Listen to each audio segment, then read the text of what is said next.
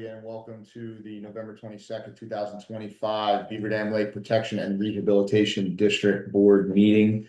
The agenda has been sent around to the board. We have enough for quorum tonight.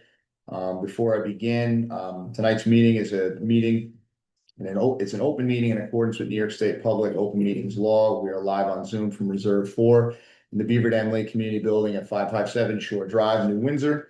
This meeting is being recorded and will be posted on the Orange County Government DPW website through the BDL YouTube account. Roll call. I'm the chair, Christopher Dunn from New Windsor. Hey, Lawrence Weinberg here, Cornwall. Jason Eunice, Secretary in Windsor. Fred Widman, Cornwall. Thank you. And we should be, Percy Wilger from New Windsor should be joining us soon. With that, I'd just like to say thank you, Rick York. We've kind of mentioned him a couple times before. I'd like to actually get him in here one night, and just so people get to see his face. Sure. Rick York's been with us since I think March or April. It was the end of April. He took over for a few other maintenance people. One of the longest ones that were here before that was Tom Lark. He still throws his hat in. It helps us from time to time. But Rick has been a huge asset. He keeps this place really tidy. He's out there every morning. If you see a black pickup truck at the reserves picking up things and trash, that's him. We're gonna give him a little logo thrown on the side of his truck soon, so maybe you'll know that he actually works Very nice. for Orange County. But if you see Rick, say hi to Rick. So Yeah. thank you, Mr. York. Okay, with that, pledge of allegiance, please, all rise. I pledge allegiance to the flag of the United States of America and to the republic for which it stands, one nation, under God, indivisible, with liberty and justice for all. All right, is there a motion to adopt tonight's proposed agenda? So moved. Is there a second? Aye. All right, all in favor? Aye. All right, the motion has been adopted. Some quick things administrative. The last board meeting was held on the 17th of October. We always mention this every single time. BDLboard@gmail.com is the best way to reach the advisory board. So if you do that, you'll get a selection of board members that will sign their name when they respond to you. But that's the most direct way to get a hold of us. Coming up, Tuesday, December 9th is the annual board Beaver Dam Lake election. And it's always the second Tuesday in December. And this year there's several seats up. And I would just like to read quickly the official announcement. December 9th, 2025, between the hours of 3 p.m. and 8 p.m. at the Beaver Dam Lake Community Building located at 557 Shore Drive, New Windsor, for the following purposes: to select 2 members for the District Board of New Windsor section of the district. One will be elected for a 2-year term commencing on January 1st of 26 and ending on December 31st of 27. One will be elected for a 3-year term commencing January 1st of 26 and ending on December 31st of 28.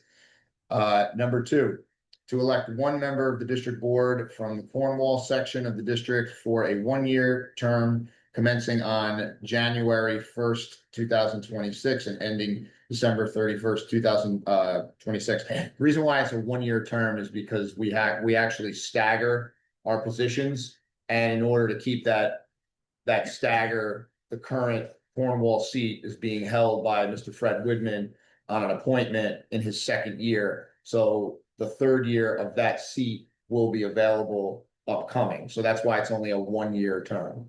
And if no one runs for Cornwall this year, and if Mr. Widman would like to stick around, we just might wind up appointing him again. We'll see. But we still have time to get in your nominations. So please let me continue. And then to elect 1 member of the district board from the Blooming Grove section of the district for a 1-year term commencing on January 26th and ending on December 31st, 2026. That is also for the same reason, because former board member Kevin Boyle served, if he finished to the end of this year, it would have been 2 full years.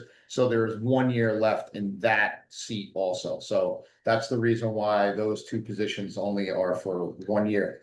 All resident electors of the district shall be entitled to a vote at the election and may vote for the position on the ballot. A resident elector is a resident of the district who is duly registered to vote with the Orange County Board of Elections for at least 30 days immediately prior to the election. So anybody that's getting a petition in, the number one question you should be asking is, are you registered with the county board? And if they're not, then they should not sign your petition, because you need 20 signatures validated, and that would make your petitions invalidated if you did not get 20. So we always say, try to shoot for 30 or more. The more, the better. Any person desiring to have his or her name appear on the ballot as a candidate for office listed above must file a nomination petition on the form provided by the district that is signed by at least 20 resident electors of the district. All candidates must reside within the section of the district in which they are running and must be a resident elector of the district. Nominating petition forms will be available beginning on the 12th. They're out there already outside in our box outside on the at the community building at 557. You also can go on the county website and find that. It's also available at the Board of Elections website. You'd have to bring them to the Orange County Commissioner, Department of Public Works, P.O. Box 509 2455-2459, Route 17M, Goshen, New York, or by email at bdlboard.com. Gmail.com. I kept thinking what were .org for some reason. Yeah, Completed, right? you would think that. It is .com though, right? Yeah, I'm having a I thought it was, yes, it is .com. Yes. Completed nominating petitions must be submitted and received by the Orange County Commissioner of Public Works no later than 4 p.m. Friday, the 28th. So, which is interesting because that's the day after Thanksgiving, correct? Right? And before this, it was always due before Thanksgiving. So maybe the commissioner knows they will be at work that day. I don't know. So it is strongly recommended that you bring the nominating petitions off in person to the address that we mentioned before. All right. With that, anybody have anything Yes, about the board, about the election itself? Just real quick, first, again, we encourage all folks to actively get engaged and make the effort to join the board or run for the board. There is a little bit of work involved. It does take get you out of your comfort zone. You go out and get signatures from your local neighbors or people in your area. Again, 20 signatures is not enough. You have to have more. If you send 20 signatures in and the county nullifies 3 of them, then you won't be put onto the ballot and you've gone through the whole exercise for naught. So that did happen to somebody last year. We did have somebody who had some nullified. They only got 20, they put them in and it wasn't enough. And while we just encourage you to go for more versus less, okay? Also, it's a common fact that unfortunately, sometimes mail gets lost or things don't make it into the right hands in time. So really, we urge you, if you're serious about being on the board and running and getting onto the ballot, you should take the forms completed and bring them by hand to the Orange County Department of Public Works over in Goshen. They will stamp it with a time and a date, and that is proof positive that you were in on time, and that's how you get onto the ballot. So just a quick, just to toss out a quick question. So I just wanted to get it clarified that only registered voters can vote in the Beaver Dam Lake election. Yes. So you can't have 5 family members come down if they're not all registered voters. You have to be a voter. That was a question I got recently, and I was semi-stumped because I wasn't positive about the answer, but If you just- can vote in an election, you Right. can vote down here. Correct, okay, so, but for those who are not involved and haven't been part of the Right. regular voting process and you're not in with the Board of Elections, your vote won't be recognized and therefore you won't be able to cast your ballot, so, that's all. Again, is a lot of effort involved in getting onto the ballot, and this year we're hopeful we'll have people who are gonna really get actively engaged. And even if you run for the board and let's say you don't win a seat, we would still love to have you involved and input and be engaged. As the more community members that we have involved in this whole thing, the better it is for everyone.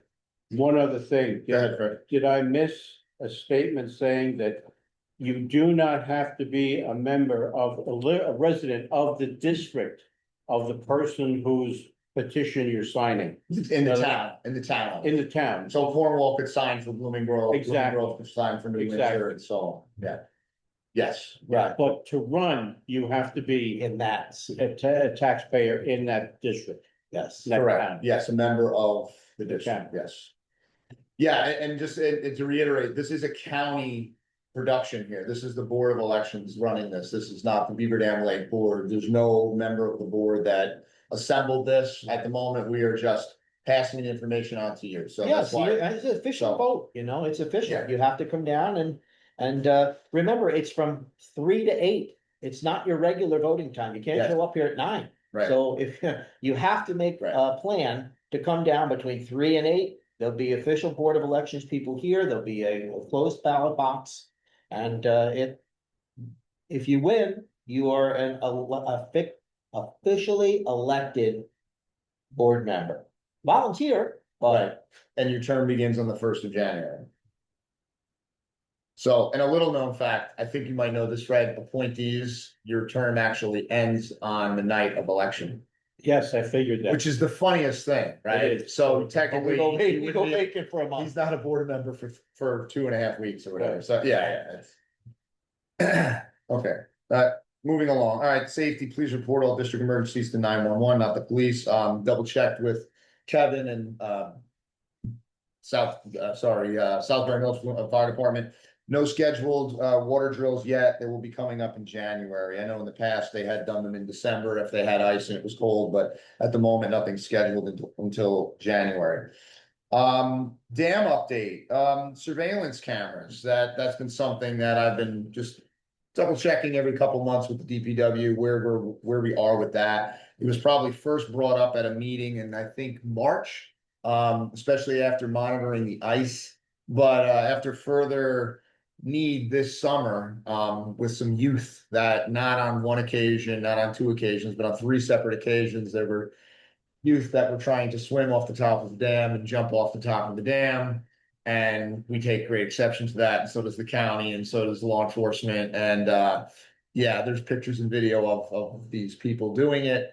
And the county said, no, we're not asking anymore, you are going to have cameras at the dam.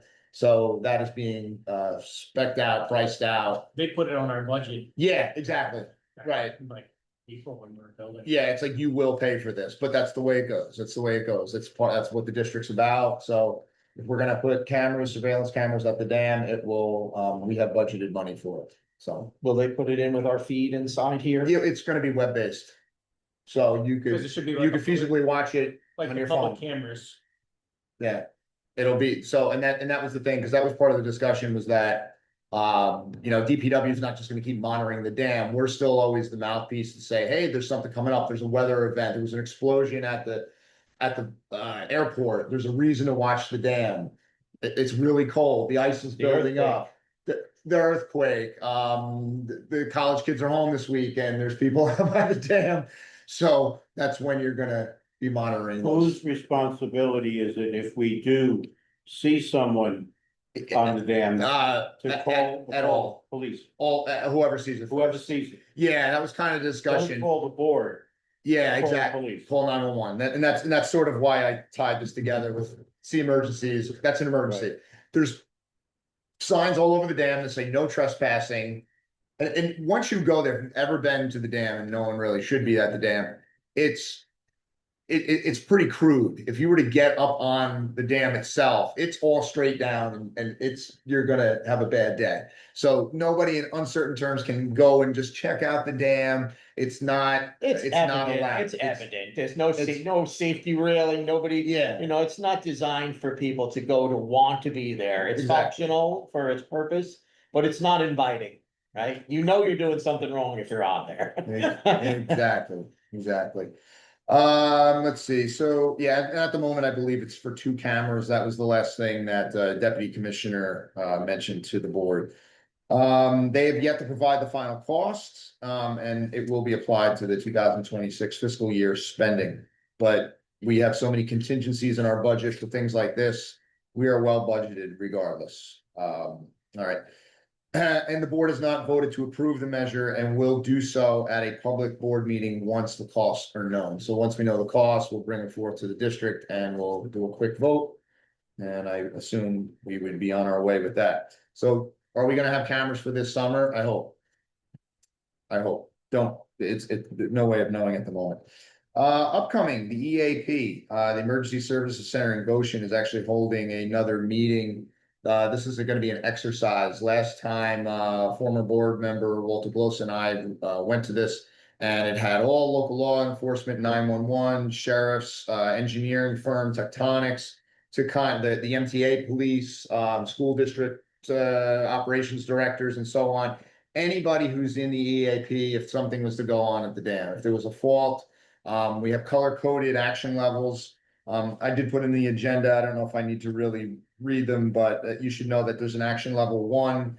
It's yellow. It doesn't mean that there's failure, but it's expected, but the flow conditions are such that the flooding is expected downstream. Then there's the second one, action level 2. Orange level, it's a warning condition. It means that the height of the water has gotten to 335.5 feet. That's an elevation. So if you've ever seen the dam, which you can see that from the road, the gauges, and there's photos. If you go on the website, you can see photos of what the dam looks like. But there's some numbers that indicate that there's more likelihood if the water were to continue rising. And please understand that this is like catastrophic biblical levels of flooding. If the water was ever to make our fuse gates drop, your home would already be under 6 feet, 5 feet of water, 4 feet of water. So we're talking about a level that's so great before this were to go. But basically, there's going to be a meeting in December, and the purpose of the meeting will be to have an exercise to simulate the dam response during an emergency warning condition. We did go into action level 1 yellow when the ice was building up, and we had just frigid temperatures for about 2 weeks, and we were getting some seeping at the dam, and that was one of the reasons to enact the action levels at that point. During the earthquake, wasn't it yellow till they got the inspection done? Yeah, right. Yes, that was, yeah, correct. That was also an action level 1. But yeah, we've never reached 2. And you'd have to, the lake would have to rise quite a bit to get to action level 2, orange level. Speaking about the dam, lake drawdown, yearly, we've aimed for it. We got it done last year, but it happened later. We tried to get it done a year earlier, but it rained and rained and rained. The idea is to have a drawdown in December, kind of through the holidays, long after all the boats have been taken off the lake, pontoon boats have been taken off the lake, and no one needs to put a trailer into the lake, which I will get to the boat ramp in a little bit. But the drawdown is mostly for shorefront residents and also for the board and anybody that would like to pull debris and leaves and things out of the shorelines of the reserves or your own property, because the less debris in the lake, that takes the nutrients out of the equation, and it helps us, who knows how much, with algae potentially. At least maybe the algae blooms don't happen as early, because those leaves definitely lend to the algae blooms. You know, something I do have to, and I'll say this because I am a shorefront owner. You know, the depth has been spoken about at times and questioned with the lake. You know, if the water's going over the spillway, it's at that mark. It's not going to rise that much. It's only going to then fall once the rain ends. It's going to go back down to where it's even with the spillway. But one of the things that happens, and I like to say this from time to time because I think folks forget, when AJ was here from GEI and did this presentation, you know, he started the presentation by saying all lakes are dying. They're constantly filling with debris. They're constantly filling with influx of sediments.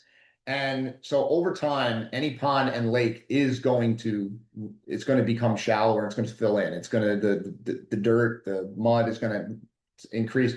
So over the wind over the last couple of days, what blows into the lake, you will see all that go to the bottom within days. That becomes the muck, that becomes the mud.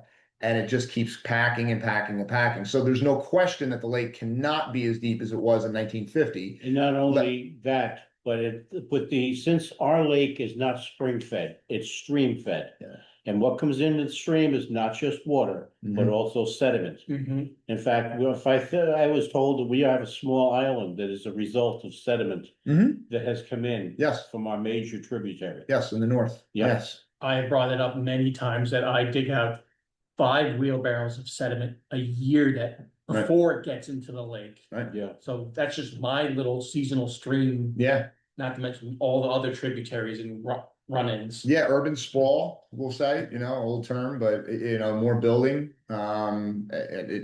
So organic material is going to keep moving. And, one of the things that I was able to do, and sorry to go off a little bit, but when the lake was drained for 2 years, you had caked, once it dried, you had caked leaves and debris that was maybe 6 inches, 8 inches, some places deeper. If you took the opportunity to rake that out, you did regain a deeper section of the lake. I mean, it was something that I did like crazy. We said you're not supposed to use gas powered machinery. An electric blower did the job, pulled out a lot. But at any other time, raking it's a much harder job to do. But we always say rake, please remove, don't let anything go into the lake. Please don't blow things into the lake. Don't turn your nozzles from your mowers towards the lake. All that will add those nutrients that we don't want, will add to our algal blooms that are imminent, that we will get. We will get them at some point. It's just a matter of when, based on the weather. Yeah, so I just very briefly, so if you have a landscaping service and you know that they're coming to your house to do your lawn, and you notice that they are inadvertently putting stuff into the lake, maybe not intentionally so, just do ourselves a favor and a service and let the people know that we don't want leaves, we don't want extra grass trimmings or any of that to go into the lake. It's just feeding the algae, and that's just something that we historically cover on a regular basis. Please don't blow leaves into the lake. Please do everything you can to avoid as much organic material from getting into the lake as possible. So just a conversation you have with your landscapers. Boat launch maintenance. It's been monitored for a number of years that I know that I've been around. We'll ask residents randomly. We've had residents come here and say that the boat launch is fine as long as you use 4-wheel drive. Our boat launch consists of crushed stone, about 2 to 3 inches pieces, some 4 inches pieces. And it moves around. And if ruts get in it, if you don't use a 4-wheel drive vehicle, it could be difficult to get the trailer out far enough. But there's been enough people that have always said, as long as you use 4-wheel drive and a high enough vehicle, you're going to be okay. But through inspection, you could tell that the stone there is definitely been on the move. And the opinion has been, talked to several people at the highway department. There were 2 gentlemen here. I want to say, I can't remember their name. They were here in the June meeting. And they had mentioned that if we get an aggregate that was larger, like riprap stones, that's something I put in the notes. Riprap is a angular stone anywhere between 3 to, it could be 14-inch pieces, 3-foot pieces, but it's usually what we're looking for would be stones the size of, let's say, your fist, or maybe greater, and they would settle in and lock. And I think that would put the smaller stuff on top of that. Well, it's all gonna mesh together, and that's the thing. So there's a solid bed there now. Putting down the bigger stuff is gonna fill that in and lock together. Is it gonna keep pushing out? It depends on how much it gets For the used. tires, it's gonna be a little, but if we put the other gentleman that package you said, to put a smaller grade on top of that. You always put smaller on larger. Okay, so that's something that I think I just want to say that at some point when we get because I think that's something that the highway department should definitely weigh in on, and we'll get a little bit further. I'll do a little research with the DPW as to exactly what they think we should do before we speak about ordering it. But there's no reason why we couldn't get this ordered in the end of the winter or the spring and have it for next season. So we just want to make sure, and from what I understand, we have 3,000 budgeted for stone. I'm pretty sure we have it for Yeah. this year, but. Yeah, so we're budgeted almost every single year to do this, and I don't know when's the last stone was poured. Like, Well, it's also for the other parking lots yeah, too. which is something else that we haven't really needed to do, but that, so. There's also a paving contract, a commercial paving contract that the county's been trying to get, so we spoke about this at prior meetings in the spring.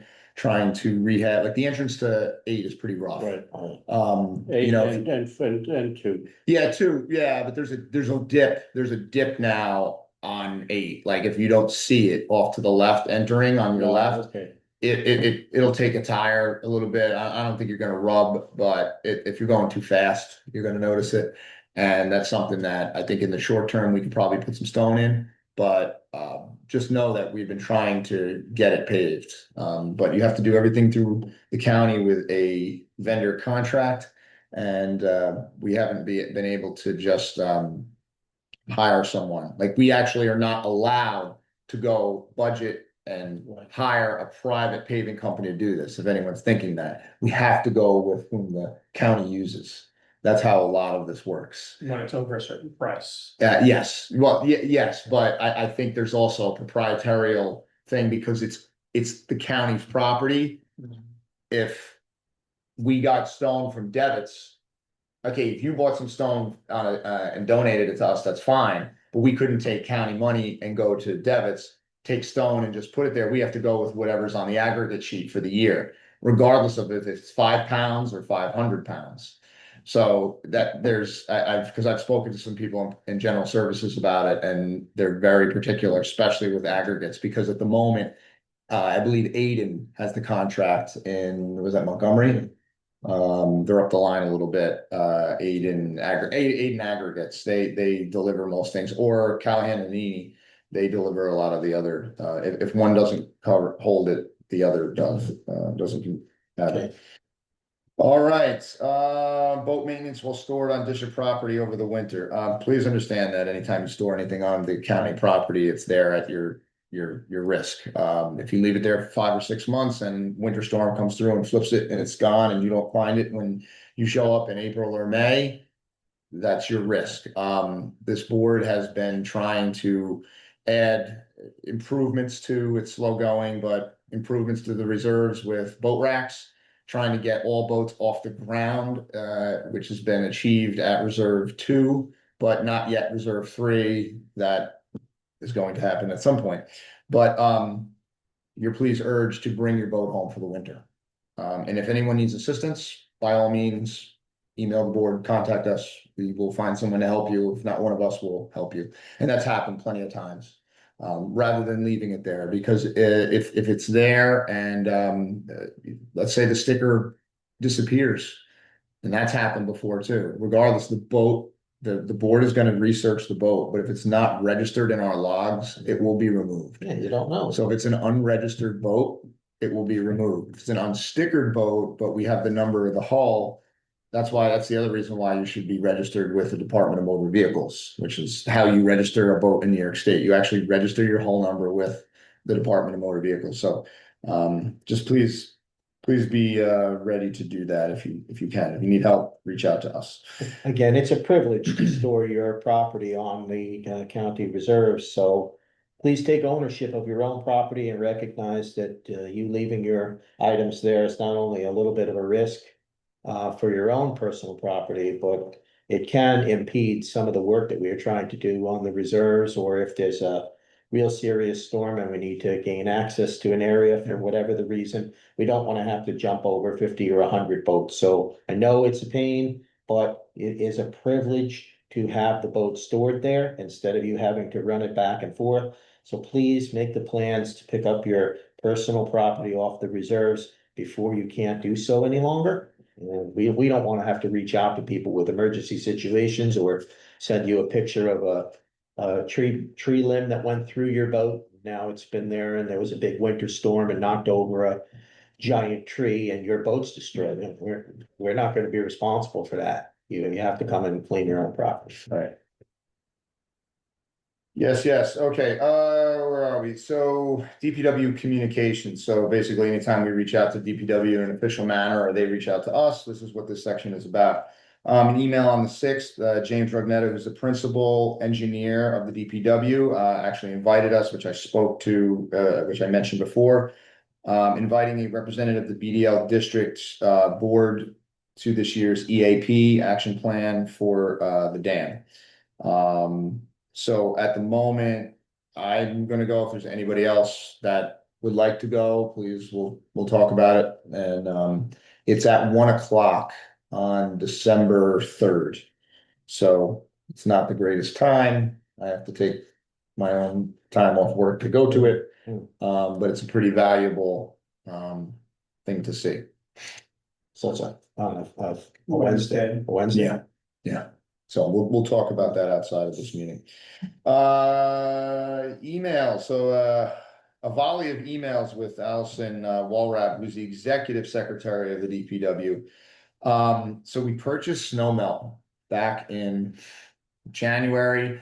The rec went into January, the PO came out the end of February. They were supposed to deliver by the end of the winter. But because it was not 49 bags, it was only 20 bags, which by the way, these are 50-pound bags, so totaling 1,000 pounds of snow melt, which is something that will get us through for a number of years here. They won't deliver, the vendor won't deliver it because they decided that because it's short of one whole pallet, they wouldn't bring it to us. And they said, we'll wait till the fall. And we said, okay, we're gonna make it through the last winter. We were fine. But please, when we get to October and you deliver to the highway department, make sure you put our 20 bags on the truck and drop it off here, or at least get it to Goshen. They didn't do that. Nice. So, checking with general services and a few other folks, where's our snow melt? I did catch a couple emails with this manager of the vendor in the store and Peekskill, and they said that they wouldn't do it. They kind of backed off on delivering it. Now, this has been paid for That's since, what I was gonna say, we paid for it. it's been paid for. That's pretty. So Allison was very, executive secretary said, don't worry, I'll handle this.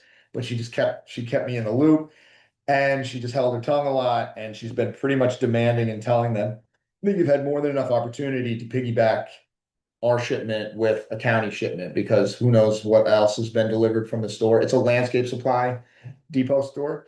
And they kind of fought back saying that they go past weight checkpoints on the way from Peekskill to Goshen, and that even if they had one bag over, they may get fined and such. So either way, it seems to be they finally just today asked for someone to be here on a certain day, a certain time. So we said, well, we pay a DPW worker to be here. Here's his number. So Rick York knows about it. So he vows that he'll be here when they decide to bring our 1,000 pounds of ice melt that we need like right now, because it was snowing this morning and you never know, and we don't need it for a lot. We need it for a couple events. We need it maybe like tonight if we had people come, and we have it for the board meetings.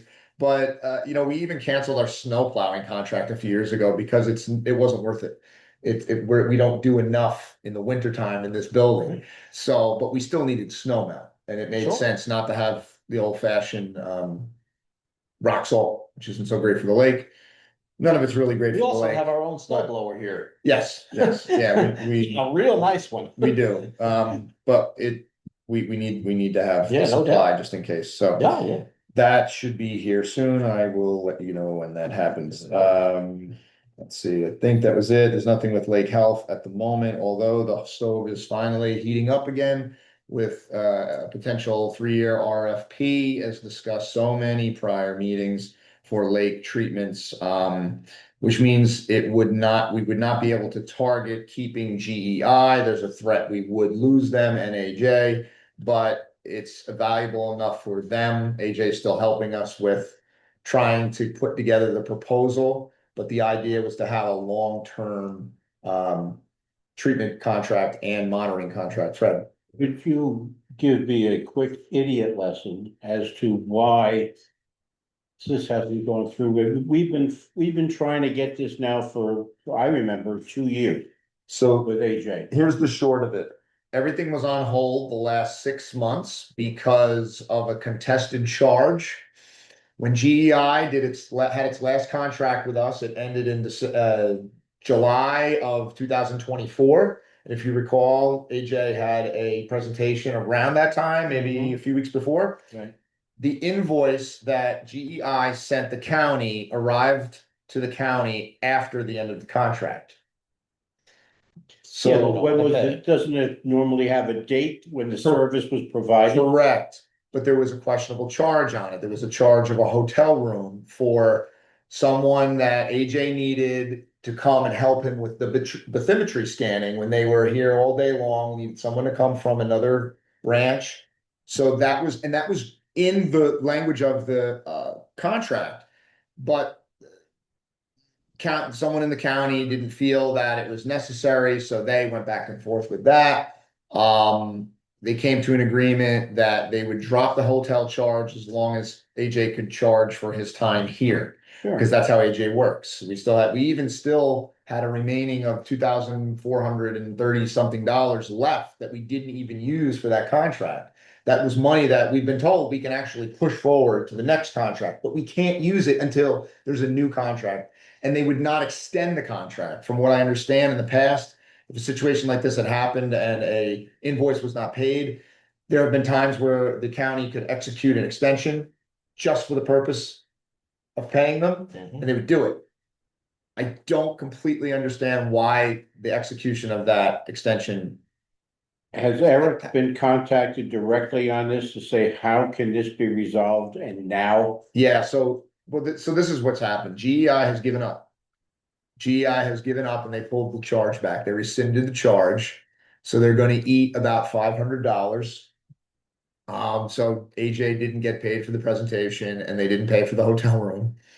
And it's our budget money, right? So it's not like this is money that, but we don't, and this is a lot of residents, please understand. This is the board, we budget the money, but we don't hold the checkbook. We never sign the checks.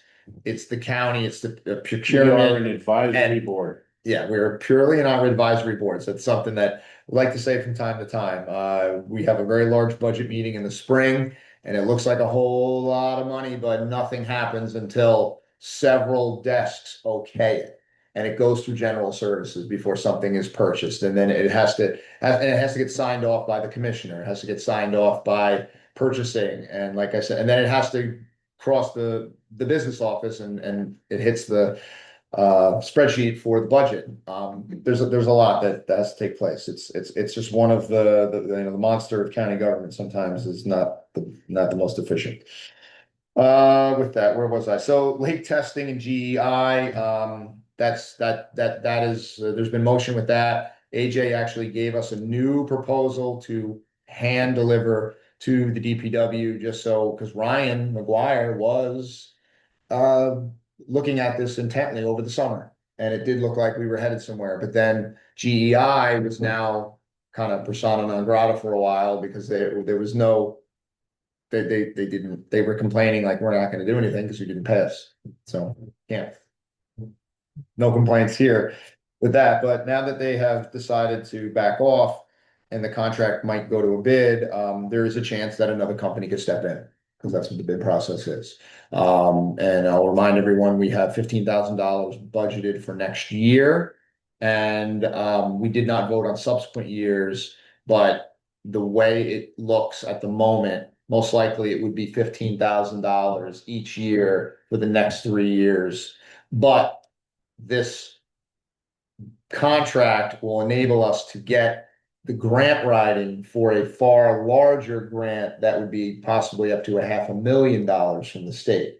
So that's the kind of, and actually AJ now informed me the other day that GEI now has a grant writing department for smaller factions like us. Oh, okay. So where we weren't really getting a whole lot of traction from different county offices with helping us out, GEI is now saying we can help you with that for a small fee.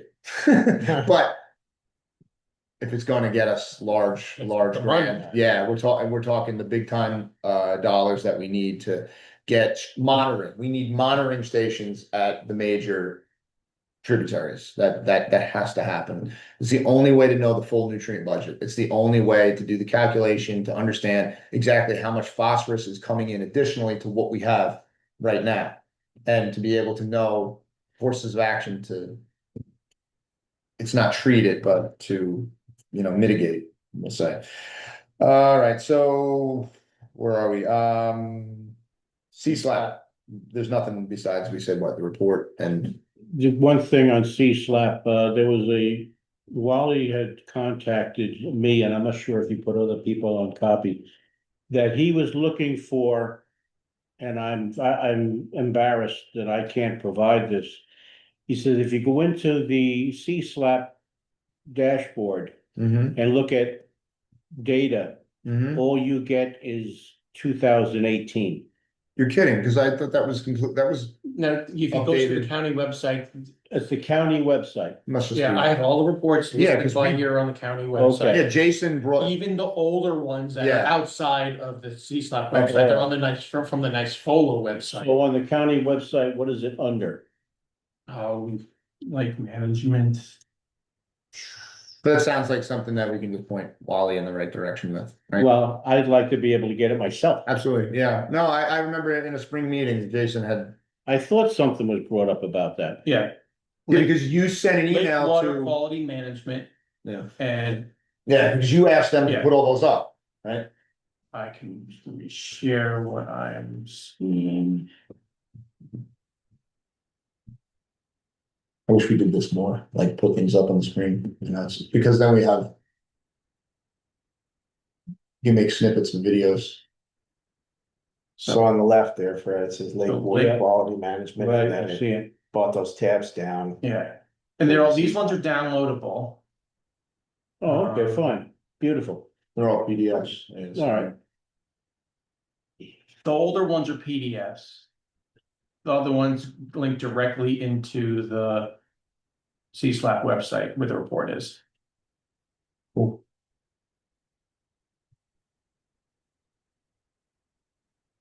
Were you privy to what the DEC was gonna, that report or what they've been testing? this year? There was. That's gonna be supposed to- included in the 2026. Yes, it'll Not be gonna be a included big with year, All the C-SLAP. 2025 data. Yeah. Oh, It's not gonna be ready till April. Oh, that'll be part of CSLAP. Yes. Yeah, Oh, okay, great. Great, so that's very valuable, because AJ's been asking about that. Because he wanted to be able to make some predictions. hopefully we'll still have Asia. Hopefully, we will still have AJ, exactly.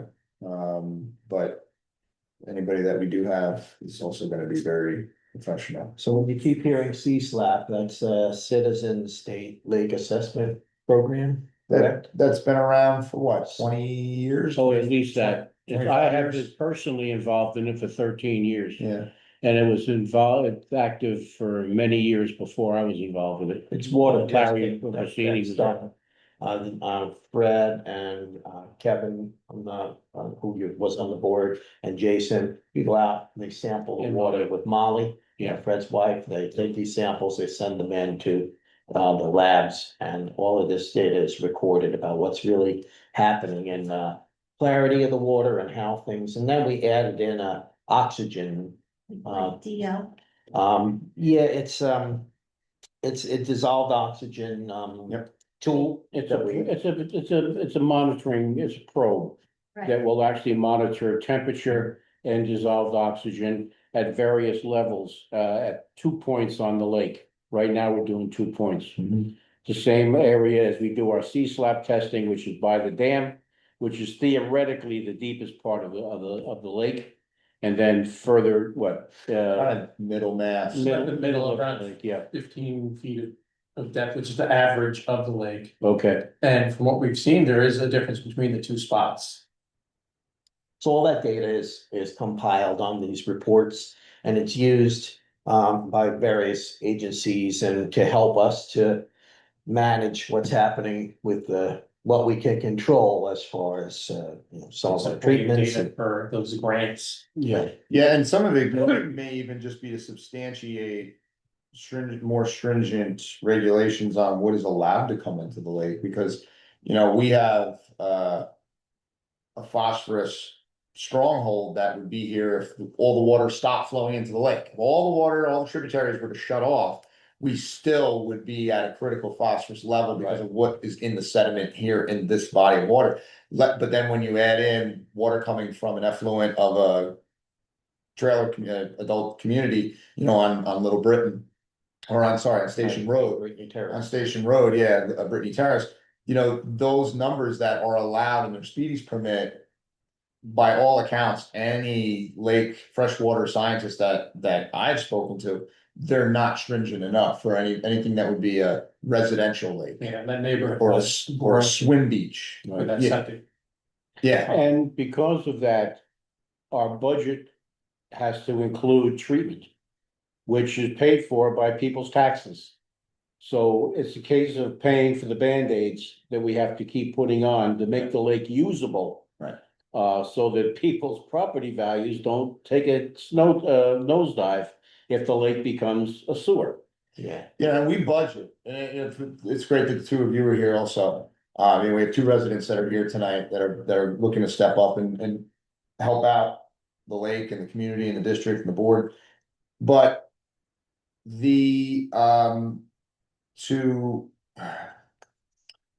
I'm losing my train of thought. Solidify the fact that the board, or what the board does, you're saying? Yeah, I mean, there's a lot of thought that goes into when we treat. Because it can't just be, okay, it's July 1st, treat, it's August 1st, treat. It does not go Right. that way at all. We've had 2 summers that were really erratic, where one rained and rained and rained at the beginning, stopped, no rain for 8 weeks. And that was last year, that was 24. This year, similar, not as much rain coming into the summer. It was like thunderstorms, nothing, and then it went dry, and then it went, so. But the temperature, the ambient air temperature has a lot to do with it too. So having not just one set of eyes on it, having multiple eyes and having professional eyes on it and giving, should we treat? No, let's wait 8 more days. Can we get by more time? Because there's no sense, because the idea of putting in any type of algicide, it's not a preventative. Like, just fix it's the not. can. It only treats what's in the lake and living and growing. You can't put it Not in. systemic. You'll literally waste it if you think you're gonna stop the algae bloom next week. You unfortunately have to wait until it's getting bad-ish. And then we treat, wipe it out, and hope that the weather doesn't create more. Because It's a horrendous dance. the treatment kills the algae, but then that algae feeds the next batch. Right. So you're just kicking the can down Yep. the line until after Labor Day, when everything goes to heck. Yes. Because you can't treat after that. And we're not allowed to by the state. The state. There's a DEC says, window that they're not allowed to Yeah. come and do any more of the treatments and.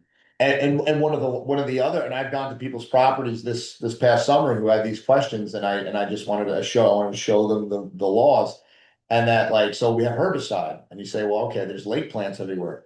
We need the lake plants. Right. We need some lake plants, because if you eradicate the lake plants, now it's All the nutrients goes insane down. amount of nutrients ready to go for that hungry algae, and the algae will go absolutely bananas. So having some plant is good. So the idea of clear cutting and clean shorelines and a swimming pool is never gonna happen, and if you try doing it, you're going to make it worse. And it's trophic that our lake is the clarity of it. There's not much plants to begin with, especially with. We're really not that bad, like having cattails along the shoreline, or even if they're irises. The irises grow very slow, those invasive yellow irises, you pretty much can like yank them and keep a plant. I mean, even AJ said that some people keep a plant or two because they look nice, but they don't spread like freshwater chestnuts do, for instance, which are very, they break off and they're fast and they. Wood on that, Yeah, we haven't had that in 10 years. since we had the harvest. So you guys went bananas on that and took it, yeah, you had to pull them all out by hand. So this is all action taken by the board because the county is not really keeping a very watchful eye on these things. So a really important focus of the board is to maintain and be sure that the lake doesn't just go rogue on us. And then unfortunately, we would have to rely on the county to help to pay for all of the additional things that we could do, but the idea is that we've got our eyes on it all the time, and there are people who are actively engaged, Right. and And we have saved, I mean, this is something, if we just go by budget, if we just go by budget, what was budgeted the last 2 summers, we'll say. We budget, every treatment is roughly $9,000, Right. 8,900 Besides, a little cheaper, they're 9,000 and I think the 4,500 for the algae piece. Yeah, Yeah, more like 52, but, by the end of each year, we saved, this year was, we saved at least 9,000. I think it was another, I'm not sure, because we only had 3 algicides. 3 algicides. One herd. we had 2 herds. because you only No, want to treat when. He, so he, Yeah, remember that he was gave us, us- he threw it. he did a mix. At it. He did a mix. He Okay. bolstered one of our treatments up and put a little bit of a herbicide in for free. He did.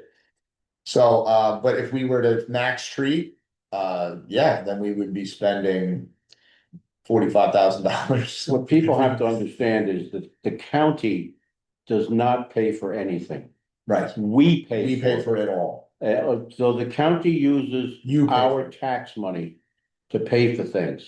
So the reason why you want a board is because you wanna be able to trust us to want to monitor this and for you to feel Right. that you're represented. This is what amazes me. You've got 820 houses or houses, right? And how many few people really seem like they care? But it also too, I'm a teacher, you sometimes have to present it. You have to find creative ways to present it. Yeah. We're in a world that lives very fast now. And we have to come up with new ways to present it. There's a lot of ideas, but until you put action to the road, it's hard to get the traction, you know, and I still say, if we get those Appalachian Trail style roofed signs where we can post actual information. And any one of us can go and it could be community message boards too, it could be lost dog kind of thing, but if we put them around the community, there's lots of people that take walks that never come to the meetings or never, that's another group of folks that would be in the I know. mean, how many of the 814 homes are even aware that they have this available to them? Oh, almost anybody I've ever gone to, it's a fresh conversation, like anytime I've gone on a walk, the last 3 summers I've gone on a walk, like 2 days a summer. And I always think I'm gonna be back in an hour, 5 hours, 6 hours, and you think in that time that you'd be speaking to 30 houses? No, speak to about 7 houses. Because when you get to these folks, they really do have questions and you get conversations and they're great. They're great. By the time I'm done, they know me and I know them. And I answer questions as best I can, or at least I point them in directions that they can get the answers. So, We're probably long overdue for a tactical physical mailing. yeah, and that's something, yeah, we also do. And then, yeah, The so, newsletter would also help. so I was about to say the newsletter. So Yeah, that was something that, you know, the idea is to get a full board again. And to be able to, even if it was just every 2 months, or if we could get a page start out off small, Quarterly is 1 just year, quarterly. post summer, like this year in review kind of. Yeah, beginning summer, end of the summer. Yeah. Yeah, In the year. yeah. I mean, it used to be done here. It used to be done, and I think it'd be a good time to do it again. So we can make it look really good too. All right, with that, for community events, right? That brings us to community events. Community events, all right. So we've had some great things going on around the community, you know, we did have our famous chili cook-off, our 4th annual cook-off that went fabulously well. I mean, a lot of people joined in and really had a great time with that. So upcoming events, we do have our Hanukkah event scheduled for December 14th. I don't have the time or a lot of information to give you regarding that, but we did have some generous donations from residents over the last year or so, and then the Eastern Chabad Organization of Orange County, they chipped in and helped us to get a very, very nice outdoor menorah for our reserve number 4, which I will soon be staking that into the ground before the ground gets frozen. It's 6-foot beauty, and we will have a lovely event here. All are welcome to attend. You do not have to be Jewish. And we'll have a nice a nice event here. Again, information, still to be determined as far as the timing. Our Beaver Dam Lake Christmas tree lighting, holiday event, Santa ride. I believe, December 20th is when we're going to be having that. I'm not 100% positive. We do have to align with Santa and a number of our volunteers. We do have a meeting coming up and we will all get together and strategize. We would love to get many volunteers. This year, we are fortunate that we do have our Rick, our building maintenance guys, who hopefully he can help with the lights, but last year I had to put the lights up. And last year I took the lights down, so hopefully I did a good job with that. So we are planning, that is generally one of our biggest events of the year. I'm waiting on an answer on whether we're gonna have another holiday music performance. Last year we had the Fiddlers, and man, it was fantastic, I'll tell you right now. A free event, as all of our events are, welcome to anybody in the community and their assorted guests. And we did have some fiddlers come in, and it was a fantastic group. And the year before that, we had a concert, like a pianist come in. He's a local resident and he is incredibly good. So we're hopeful to get another one of those events gathered up. And again, I'm reaching out to one of our residents to see where we are with that. We do have a book club that runs in Beaver Dam Lake. It is run by a resident, Patty G. You could also reach out to the board and I'll get you in touch with Patty G. It's every third Thursday of the month.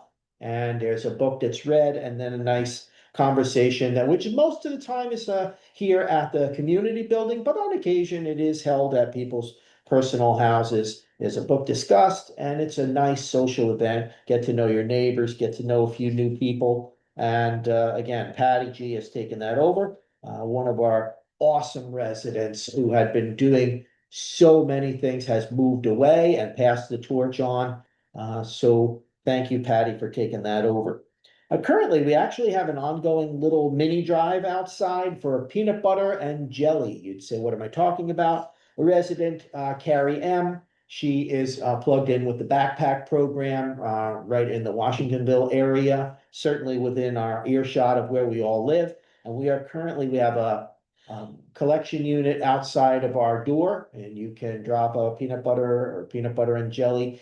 And that's all going to go towards Carrie and her drive for the kids backpacking program. She's over on Chestnut. I don't know. I think it's close, like 313 or 319. I'm not positive, but she has been out on a table outside and been collecting for quite some time. So again, these events really spur community togetherness. They get people out of their regular comfort zone. You come, you engage with new people, you meet folks. And again, as I always say, by being on the board, I've been able to exponentially increase the number of people that I know, all of my neighbors, and people they're like, hey, Larry, you're like the mayor. And I said, well, I'm not quite that popular, but being on the board and being involved with these community activities has certainly elevated things for me. And I know that it's done the same for many other people. So get involved. You want to do something, it doesn't hurt to throw it out there to the board. Again, there is a process in place, so please, we have to follow that process. We have to have a building use form. It's very easy to get. We can send it to you. Send us an email. Say, hey, I'd love to have a coat drive. Could we do that? And maybe we can, maybe we can't. But first thing we have to do is we have to start out by using a building use form. You submit it to the board. We all have a discussion about it. We have a vote on whether it's appropriate. It follows all of the necessary rules and regulations that we have to follow as being a county facility. And if you get the go, then it's on you. Generally, I'll help facilitate it and we can have a great time. So don't be afraid. Put yourself out there. We'd love to have more and more events. Sounds good. Can you bring other food items other than PPJ? You can bring food items for, as long as they're non-perishable items.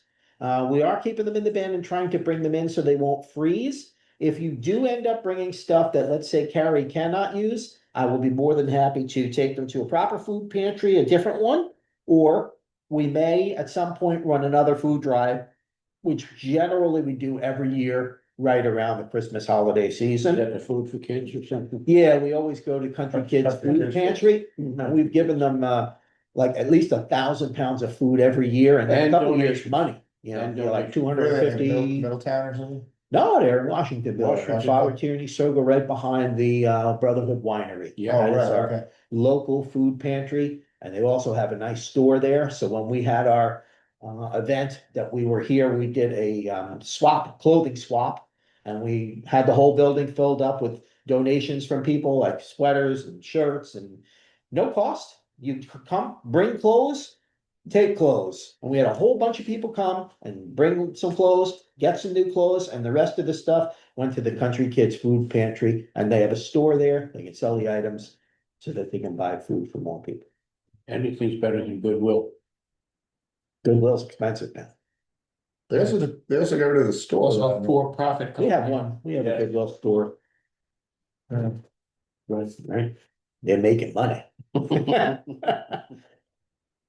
After I lost donating to them, I wonder how they did that. Hmm. Yep. Oh, well, anyway. All right, resident comment portion. Any resident has anything to, any questions or anything that they need to speak about, they can do so for 3 minutes. Since we have some folks in the room, anybody, anything? anything pressing your mind as a resident? Do you ever do BODs on the lake? Yeah. BOD is biological oxygen demand, and it tells how it tells how much the lake is taking from the available oxygen. It's kind of the other side of DO. DO is a lot easier than BODs.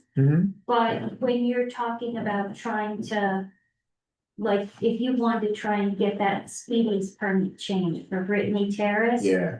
BODs, even DO, but BODs would be really helpful because you could really kind of show how the flow as it comes into the lake, how it affects the BOD and lake. Right Fantastic. now, we You think do we not should- have capability for that, So, for BOD testing. We can do the dissolve text. Could we can start a third location where the Brittany Terrace inflow is and do it. That'll still be just dissolved off. sure, that's just as odd, but I'm definitely gonna talk to the two companies that we have working with us very soon. Thank you. It's not the most, it's a little bit difficult. It's not as easy as a DO. Yeah, the people that we have working for us, I would assume that they themselves have thought of that. I don't know what the reason is for not discussing it with us, so maybe they didn't think. Yeah, maybe it didn't apply, I don't know, so I love that you said that, and I love that you know that, so thank you. So that's something I just jotted down, I'll contact AJ. And James about that. Excellent, excellent. Thank you, Sparkle. Anybody at home? Nope, Sarah's gotta leave. Bye, Kevin. Any board members have anything on their mind pressing before we sign off?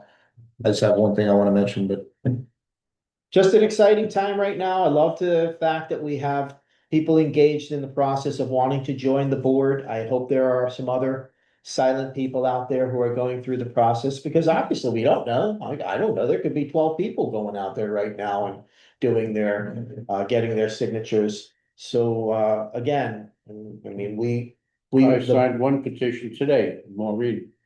oh, yes, yeah. So, yes. Oh, that's right, I thought, that's Did you right. sign mine? I just signed yours. See, we should have invited folks down here. We I think got, if somebody came to the house. I think we need to start doing bake sales before the meetings or like pizza or something. We'll get some folks down here. Oh, pizza party, oh, it's We- a board meeting, haha. Something. All right, so animal control issues. There's been a few questions posed to the board. Most recently, there's been a fox uptick. It's that time of year. But there's been some residents that have just asked, hey, there's some fox that just seem to be out of the ordinary, their behaviors out of the ordinary.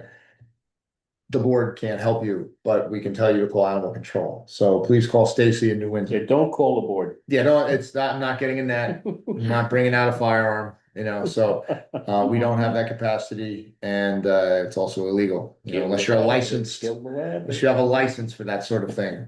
And I'm speaking about animals. So please reach out to, animal control about that. Something else, personally, I was been looking at some of the trees. I know lanternflies have been, appearing a lot in greater numbers in the area, unless you have a tree that's a lanternfly is going to affect, like willow or any of those fruit trees that they love The boring tree of into the heaven is their sap. spawning tree. It Well- looks very similar to a black walnut or a Right. sumac tree. Right, most people will have, that's right, a spawning tree like that, but that they wouldn't care if they had it, and they would gladly cut it down if they realized it. So yes, what Jason said is like, yeah, if you know about the tree of heaven, it's like, get rid of it. There was one at Reserve 3 that was coated back in, I think, June or July, and then somebody I think took care of it. But one of the things I'd like maybe the board to start thinking about and discussing for next year is, in the time that I know I've lived here, the large trees on the reserves, they eventually drop massive leaves because massive limbs, because these trees are always 75 years old, 100 years old. And at some point, a tree in its life is going to have some type of disease, some type of beetle, some type of fungus. And sometimes they come out of it and sometimes they don't, or an area of the tree will just drop. I would like to see about having some type of a company arborist, like save a tree, so to speak, or any number. I say save a tree just because I happen to know they don't just come and go, hey, let's just have a plan to cut it down, because there's a lot of companies that come around and they just go, we'll just cut it. Again, I think this is something I know that Larry Rossini has done in the past through the county, Hmm, that he's arranged for an arborist that the Yeah. county has on call. okay, I'll to call kind of- Larry. yeah. Yeah, I'll ask Larry then. But all I'm saying is, never Hmm. mind Larry per se, Yeah. the county should have an arborist, So because they have an arboretum. So it makes sense, because here, we've said this before, and I try to be an open book here, whether I'm on the board or chair. We were trying to get a toilet put in here or fixed for Right. a long time, right? And until we asked enough times, the county finally said, oh, we could have our county plumber come.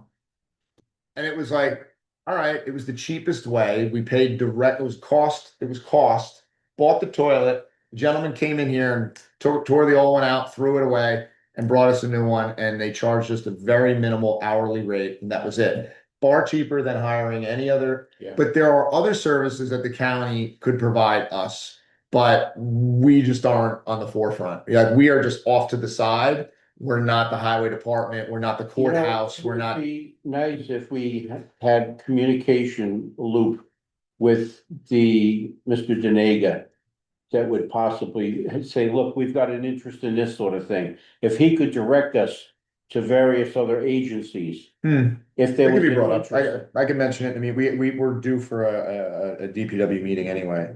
So, yeah, all right, so ask commission. Quickly circling back to lanternflies. Yeah, go ahead. Milkweed is toxic to them. Yeah, right, And that's it's right. beneficial to, Butterfly. I learned that. Not I mean, butterflies. so the good uses of the internet, right? That's been so point. you can. Yeah. Plant, And now's the time, in the cold, put your seeds down, put your seeds Well, where, If you have milkweed, they're gonna do a good job of seeding themselves when those things open up. so if you have an issue tree, you plant them next to it. and it saves the monarchs, right? So, yeah, so, all right, so we'll talk about that, county, I'll just say county services, other county services. Because, yeah, it's certain things have been sort of almost held in secret. But it's ironic because they would still charge us anyway. Yeah, so, like, as we know, we're still trying to get a procurement for this whole building, and that's being written up still at the moment. And it's gonna take a little time for general services to get a contract to renovate this building. But there's a lot of functions that the county themselves probably could do for us, but they have a lot of other building stuff. There's a lot, I think. Orange County just purchased even more land in the summer, and it had several buildings that were a couple hundred years old. They were former, I'm trying to think where, in Warwick region. Yeah, So- they just purchased the Performing Arts Center that Chester had had purchased on Kings Highway. Oh, heading towards okay. Warwick. Oh, right, past Yeah, Sugarloaf. Sugarloaf. Oh, there's the new building, but I think then there's something older too. Yeah, yeah, so now that's something that they have to upkeep. So with the same work staff, they're always taking on new buildings. So to come to us, we have to really beg them to come here. You know, Feed them. Yeah, you're right, Sparkle. No, see, you belong here. I think you might be able to help out with that. All right, everybody, that is it. I'll make the motion to adjourn the meeting. I'll second it. All in favor? Aye, All right, meeting is adjourned. Thank Thank you, you. everybody. thank you for coming. See you after the election.